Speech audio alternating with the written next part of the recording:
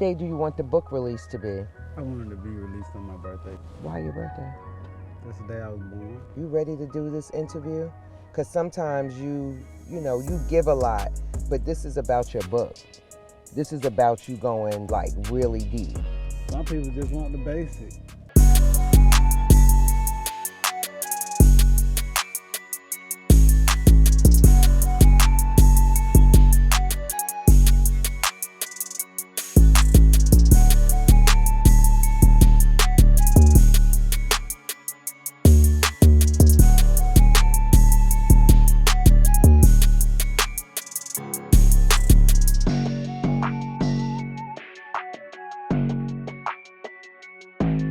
The concept from the book came out when I was in Robert A. Dane Detention Facility. It's a federal facility. I was in the hole during my confinement. I read a book by the honorable brother named Malcolm X. And while I was reading this book, his little story inspired me. When I came home, I wanted to implement a lot of the things that he had implemented with the honorable brother Elijah Muhammad. And I just loved their movement. I loved how they brought a lot of black men together. And I was hoping that my book can do the same thing. So that was what I was inspired by.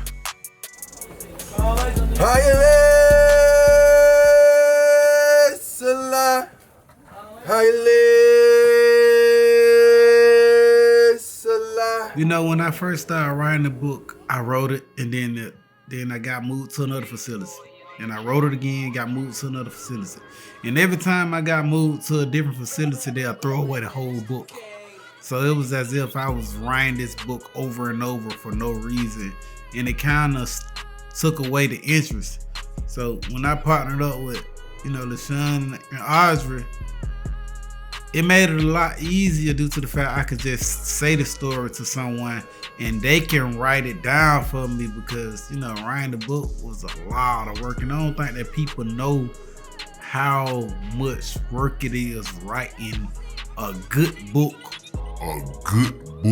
Atlanta rapper accused tonight of leading a gang that was allegedly caught trying to move nearly $2 million worth of pot through Metro Atlanta. 11 Alive's Naima Abdullahi has exclusive reaction now from Ralo's team tonight. Ralo's team tells me he's being targeted and is sitting in jail wrongfully accused. But a federal criminal complaint lays out how investigators allegedly connected Ralo to the operation. Dealing with my past and dealing with issues that came up in the book that I needed to talk about, I wouldn't talk about violence. I mostly talked about a whole lot of things that the statute of limitation is run out on, or things that I was possibly convicted for. But a lot of things that haven't been solved, didn't speak much about it. Criminal complaint alleges the rapper, who's called this apartment complex in Atlanta home, a complex just raided yesterday, is the leader of a gang referred to as Famerica, a name Ralo regularly uses to refer to his music team. But according to the complaint, the investigation dates back to December, when investigators stopped 3 vans leaving Fulton County Airport. Inside one, they allegedly found 520 pounds of marijuana worth about $1 million on the street. Ralo wasn't inside the van, but 3 people arrested were allegedly connected to him, according to investigators. I remember talking to my Uncle Ironhead when I first got indicted by the federal government. And he was telling me like, Ralo, I know you got some money. I know you kind of big in Atlanta. But when you get to the feds, it's gonna be a lot of niggas bigger than you. Some kind of way, when I got down there, niggas was still following me. Like, niggas that's older than me called me big bro and OG. And I'm looking like, what the hell is making these older dudes call me big bro? That's how I knew that it was something within me or within the air or something within the fucking water that, that put me in that position or on that pedestal. And I always read in the book that the best king is he who, when he's amongst his people don't even know who he is. And that's when you get a king that be amongst his people, that's not arrogant and stay humble, and bring his village up as much as he bring himself up. And I try to be that king amongst my village. I try to humble myself down, although it's kind of in the out and it's known that I've been chosen. The shit that I went through, I always used to wonder, like, when I started selling pounds of weed or whatnot, I used to wonder, like, why the hell all these niggas got all this goddamn money and won't give back to their people? Like, it been a lot of niggas that made 10, 20 million way before me. And I always asked myself, why the hell these people didn't do what I did? Anybody could have bought an apartment complex and let their people live in there free. But everybody ain't got that heart. Everybody ain't got them intentions, and everybody can't be amongst a jungle. You smell me? Like, every lion that we see raw, you know, they ain't raw in the jungle. Some of these lions just raw in places that they can raw in. And, you know, everybody just ain't built like that. Tonight, his team still strongly believes he's being targeted because of his faith as a Muslim. They also discredited the Instagram post as evidence, calling it just entertainment. They also point out Ralo owns the complex that was raided and lets people stay rent-free as a way to give back to the community. I don't want to say that at that specific time in my life when I went to the feds and, you know, my uncle told me different things and it worked out differently in my behalf, on my behalf. I don't want to say that at that very moment I knew that I was a leader amongst our people. That just was one of the things that reminded me, or that's one of the things that ensured me. As a child, or when I was younger, even in like middle school and high school, we can go back to elementary school. Like in the book, you'll see when we go back to elementary school. I used to be with this dude named Lil Man. And we became good friends. We started selling CDs and DVDs together and stuff like that. And when we became good friends, I used to spend the night over his house. After I leave Young Scooter house, if me bed and tell me I gotta go home, I go over here to Lil Man house. So when I was going over to Lil Man house and we became friends, you know, he was real quiet in school. He told me one day, that nigga said, Terrell, I was waiting on you to try me like you tried everybody else in school. I was like, damn, I was trying everybody in school. So consciously, I didn't even know what the hell I was doing. I was just doing shit. But I used to always get suspended from school. I used to always be one of them kids that just was terrible in school. And one year in 3rd grade, going to the 4th grade, I had took summer school classes. So when I took, you know, that's the thing that all kids hated elementary school. They're like, hell nah, I ain't going no down summer school. So when I went to summer school, I noticed that I went from a 1st grade reading level in 3rd grade, from a 1st grade reading level to a 6th, 7th grade reading level throughout a whole small 1 month summer school time period. So the next year in August, we got back to school and I was in the 4th grade and I was reading 7th grade books. And that was like a big thing amongst the school. So I knew right then that at any given time, I could surpass these niggas. You smell me? I knew right then that goddamn, if I wanted it, I can go get it. And those one of the things that always inspire me to this day. Having $1,000 in 6th grade, having $10,000 in 8th grade, you know, out the streets.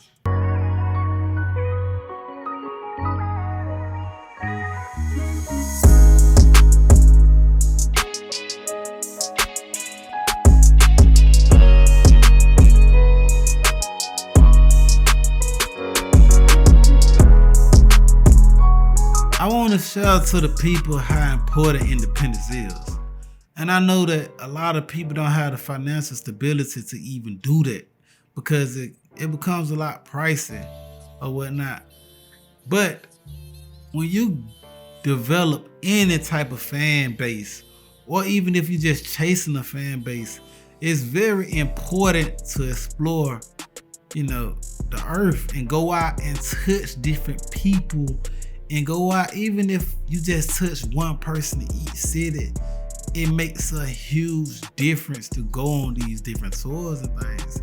And I know, you know, some of these people ain't men, they women, But I look at some of these people like the Honorable Brother Elijah Muhammad, where he sent the Honorable Brother Malcolm X out to the urban areas, and they formed different temples in different urban areas. And these temples that we utilize today is called masjids. And I want to be able to do the same thing, but on a bigger level, if possible, or even if I can do it on a smaller level. I just want us as a team to implement the same thing that they implemented by going out to these different markets and touching the people.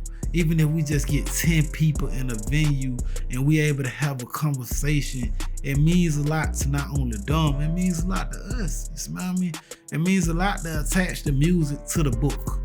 Why does it mean a lot? Because we're able to celebrate and we're able to, listen to the passion and listen to where this came from, where it's at now, and where it's going. You smell me? So we got the past, the present, and the future. We got the past in this book. We got the present that we listening to, and we got future books that we putting out. And also we trying to turn it into a series. So it's like you not only listening to the music, you not only reading the book, but you're also on this journey with us. You also able to see how we developing this. So it's not just a book from Ralo or with help from LaShawn. It's a template that you can use. You smell me? So it's just important for people to take heed of how we coming from putting a play together that was worth $1 to making it become something that's worth billions possibly. You smell me? So it's very important for people to pay attention to this journey and come along with us on this journey. Not only just look at it, but walk up. Even if you ain't coming into this, wherever we at, if we doing the after party, if we doing the books, and even if you ain't there to just, you ain't got no interest in Ralo or LaShawn or Arza or nobody that's on the team, just to come over here and just watch what's going on could get you some money.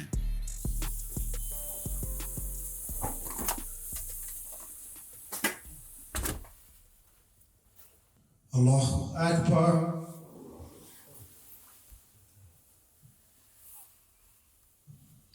Sami'allahu liman Allahu Akbar.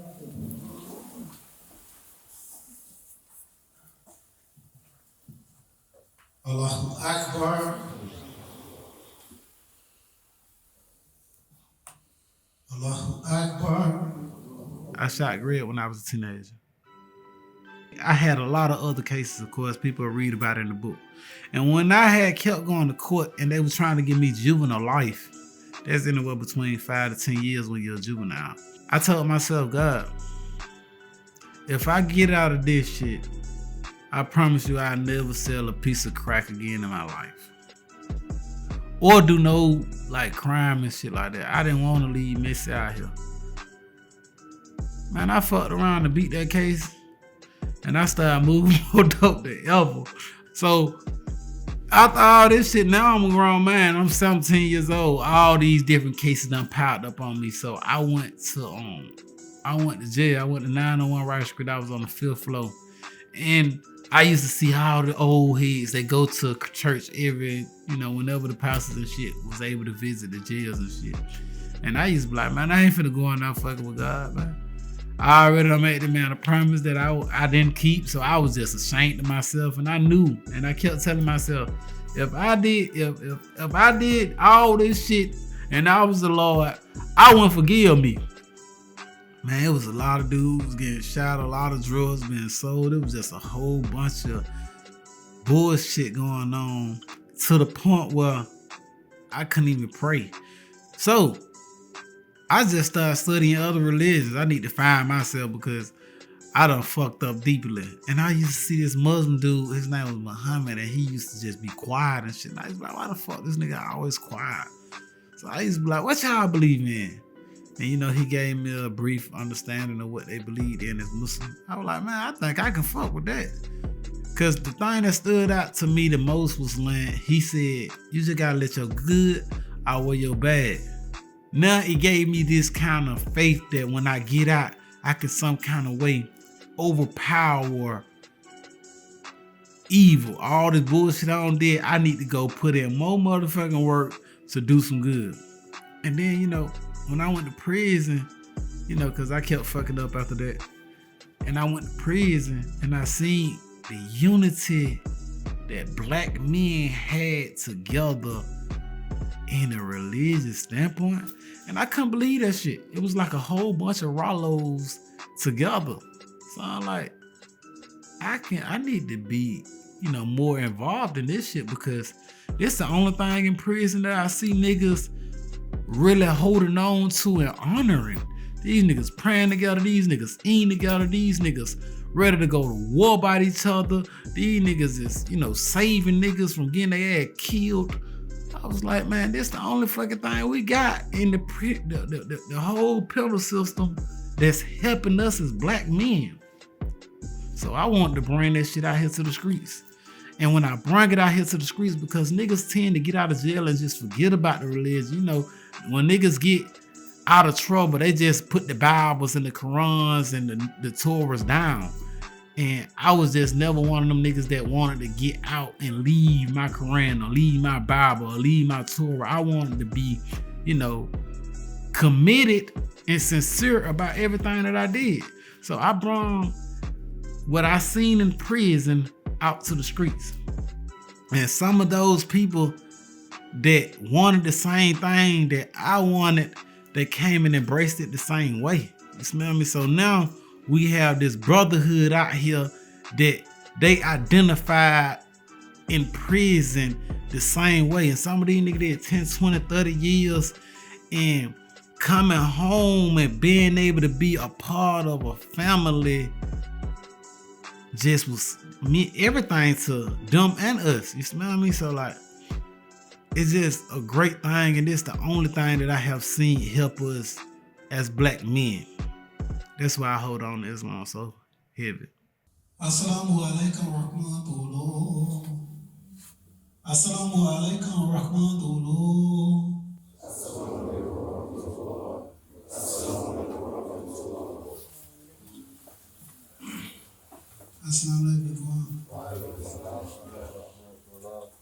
The eyes, Prophet Muhammad sallallahu alaihi wasallam said that when you make dua for your brother, the angels tap his wings and ask for the same in return for the servant that asked for his brother. So like, I always be conscious. We got a brother that just buried his son, and his name Suave, and he just buried his son. And let's make dua that Allah preserve him in his grave. You know, none of us have been there, and you know, when we read the Quran and we read different hadiths, he tells us about the punishment of the grave.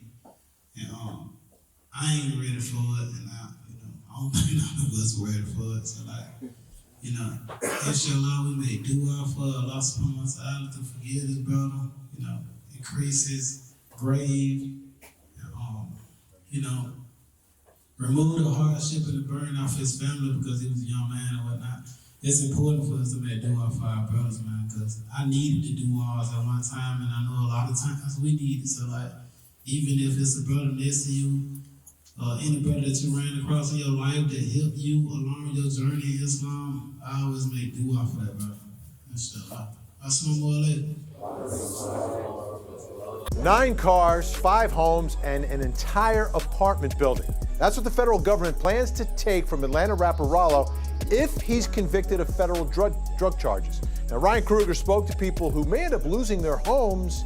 They say it isn't right. Friends tell me when Ralo bought this apartment complex 2 years ago, it was run down and dilapidated. But today, they say it's home to dozens of people, including some families. We talking about displacing a whole community of residents. John Doe and Queen are with Ralo's record label, Famerica. They say this apartment building on Lucille Avenue in Southwest Atlanta shows Ralo's commitment to helping the community. These are people that have nowhere else to go. These are people that he allowed to live here rent-free. Rent-free, bill-free. So We talking about displacing a lot of families. But a new indictment handed down against the rapper, whose real name is Terrell Davis, says this building was part of his drug empire. Prosecutors say undercover agents bought guns and drugs inside the apartment building. That's why they're considering confiscating it, along with 5 other homes and 9 of Ralo's cars, including those yellow sports cars he often had on display. There been several times where I got bashed and, people said a lot of bullshit about me due to the fact that I chose to come back to the hood. And I always just thought within my heart and felt within my soul that every king should sit on the throne amongst his home, amongst his village. I just think that grandmamas, I think that aunties and uncles and all the different people that raised us, that taught us how to ride a bike and shit like that, that shit is sentimental to me. And I just think that we shouldn't just say fuck them people once we get a couple dollars. I think it's important for any king to go back to his village and bring up the people. It's a lot of drugs that I sold. It's a lot of bullshit that I, broken within my community that I wanted to come back and fix. So, they took my first apartment complex, and right then, I told Drew Fenley, I told Brian Steele, I told Ash Joshi, I told Donald Samuel, I told all 4 of my lawyers. And we can see today that these lawyers are very, very good at what they do. I told them, I'm not signing no plea unless they give me my apartments back. And the federal government was like, oh nah, that's one thing your ass ain't getting back. So right then, Drew Fenley told me some shit like this. I'll never forget what he said. He said, Ralo, you can get another Lamborghini. You can get another Hellcat. You can get another Corvette. You can get another apartment complex. You can get your girl another home. And I was like, nigga, it took me a whole fucking lifetime to get this shit that I got. They finna take it all from me. How the fuck do you expect for me to ever get this shit back? I know it just took a whole life for me to get this. And he said, you can get it back. And I'm like, man, I ain't no fucking way. I'm finna go out this motherfucker and get me a job at a warehouse and goddamn at a chicken plant and do live hang and just live a regular life. Fuck it. And blessings just started coming in. And blessings started coming back in, and I think I had like $400,000 in my account at one time while I was in the feds. Guys that were sending me checks and stuff. And the first thing I did when I found out I got that money is I told Queen I need some apartments. I called my homie Marco. He said, it's apartments over there Carter Street from the Mercedes-Benz Stadium, but they want a lot for them. I was like, how much they want? He was like, they want $500,000. I said, tell him I got 400 and now I work out a payment plan with him. He put the play together. I ended up getting apartments. In some kind of fucking way, God just blessed me again. It was a house right next door to it. I ran up me a couple dollars and I bought the house for my mama because I wanted my mama next to me.